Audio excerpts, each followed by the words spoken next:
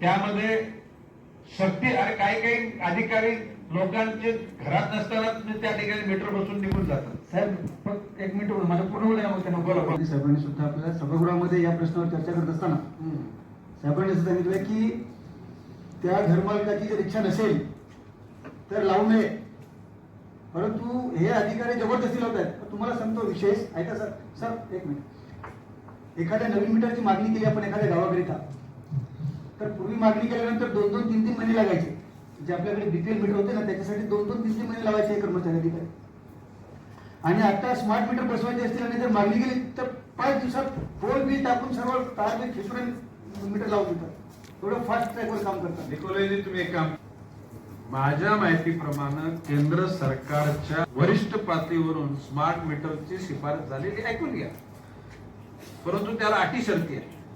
तर माननीय मुख्यमंत्री महोदयाने जे निवेदनामध्ये म्हटलेलं त्याचे जरा प्रत घ्या कुठून, विधान भवनामधून, आणि ती प्रत त्याला द्या. आणि जर का मुख्यमंत्री बोलले असेल की सक्ती नाही तर आमची इच्छा नाही, पत्र द्या. साहेब ते असं म्हणतात की हा मीटर तुम्ही लावला नाही तुमच्यावर केस करू. मग मुख्यमंत्री मोठा की मोठे ते बघूया आता. मग ते म्हणून निकोलेजी तुम्ही हुशार आमदार आहात, तुम्ही इतिवृत्त तिथून मिळतं आपल्याला कुठे अमुक दिवशी अमुक वेळेला या विषयावर प्रतिपादन करताना अमुक मंत्री अमुक आमदार हे बोलले, याची प्रत आम्हाला त्या अथॉराइज पद्धत प्रत विधान भवनामधून मिळेल आणि ती प्रत तुम्ही त्या अधिकाऱ्यांना द्या. बाबा माननीय मुख्यमंत्री असे बोलत. माझ्या माहितीप्रमाणे एकूणच भविष्य काळामध्ये लोकांनी स्मार्ट मीटर बसवावा अशी केंद्रीय MERC ची इच्छा आहे. जे गॅजेटनुसार आपण जे बसवतोय तर याच्यामध्ये सर माझ्याकडे 10,41,000 ग्राहक आहेत. त्यामध्ये 6.5 लाख ग्राहकांचे आपण स्मार्ट मीटर बसवलेले आहेत ऑलरेडी. आणि आपण गेल्या 2 हे जे बिल जे आहे ते आता या गेल्या 3 महिन्यामध्ये आपण जे चर्चा करतोय, प्रत्येक ठिकाणी चर्चा होते की स्मार्ट मीटर बसवले आणि त्याच्यामुळं हे बिल जास्त येते. पण गेल्या पावसाळ्याच्या आधी जे लास्ट इयरला जो उन्हाळा जो होता सर आपला 15 मे पासून, मी मुद्दा तोच सांगितला ना. हा सर, गरीबाच्या घरी काही एसी तोडा नाहीये सर. नाही बरोबर आहे सर. प्रत्येक ठिकाणी जो आहे त्यांचा जिथं आपला प्रॉब्लेम आहे सर आपण त्यांच्या घरी जातो आणि त्यांचे मीटर तपासून देतोय. जुना मीटर या नव्या मीटरच्या सिरीजमध्ये लावून देतोय.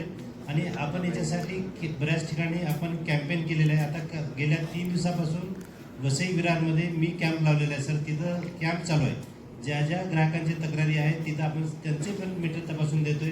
तिथं त्यांना ह्या जुन्या मीटरमध्ये या मीटरमध्ये काही फरक नाही आहे. आपण त्यांच्या समोर त्यांचं मीटर त्यांच्या घरातच लावून देतोय. तुम्हीच रिडिंग घ्या आणि तुम्हीच आम्हाला सांगा की या नव्या मीटरमध्ये किती युनिट पडले तर जुन्या मीटरमध्ये किती युनिट पडले. इथंपर्यंत आपण लोकांच्यापर्यंत जातो. त्यांची शंका जी आहे ती आपण सोडवतोय सर. साहेब एक शंका विचारू. गोंडेगाव साहेब म्हणून आहेत डाणू, त्यांनी सुरुवातीला हे मीटर लावल्यानंतर मी त्यांना बोलवलं आणि मी त्यांना विचारलं की बाबा हे असं कसं, जे 500 रुपये बिल यायचे तर 5,000 लागलं. ते म्हणाले की साहेब आता लावलेले 6-7 महिन्यामध्ये बरोबर रेग्युलर व्यवस्थित बिल येईल. आता मागचे जे काही थकीत वगैरे आहेत ते बिल एकदम येत आहे.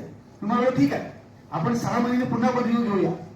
6 महिन्याने मी पुन्हा बसलो. जे 6 महिने तर पूर्वी लावलेला मीटर त्याचे जर पुन्हा बिल आलं ते साहेब तुम्हाला सांगतो ते वाढतच चाललंय. ते रेग्युलर होत नाहीये. तुम्ही जे म्हणताय ना तसं होताना दिसत नाही. तसं जर तुम्ही डाणूमध्ये या जर तुम्हाला दाखवतो, तिथे जे 10 महिने पण झाले मीटर लावून त्यांचं बिल वाढतच चाललंय सर. त्या ठिकाणी आपण एक काम करा, यांच्या निगराणीखाली एखादं घर तुम्ही पकडा. येस. एकाच कनेक्शनला 2 मीटर लावा.